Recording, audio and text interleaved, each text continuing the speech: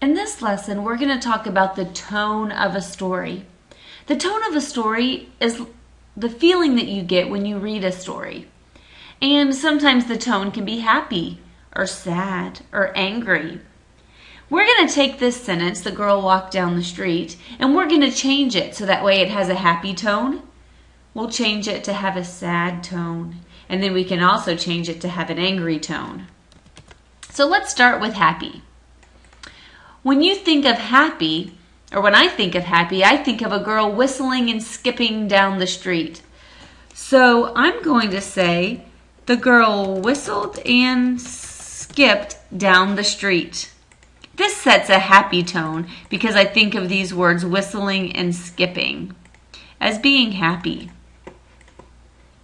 Now let's do this again and we're going to give it a sad tone. And I'm going to change this by saying the girl walked down the street with her head hung low. If she's walking down the street, I'm going to actually make it just a little bit better by saying walk slowly down the street with her head hung low.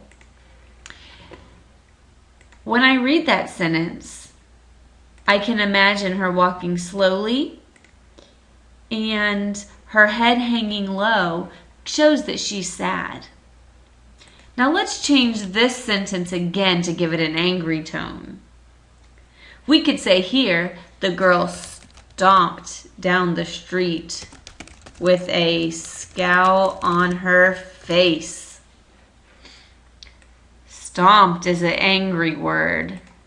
And the same thing with scowl on her face. If someone has a scowl on their face, it means that they're angry. So by choosing words that have a happy tone or a sad tone or an angry tone, I can give a certain tone or feeling to my writing. Now let's look at how word choice can affect that.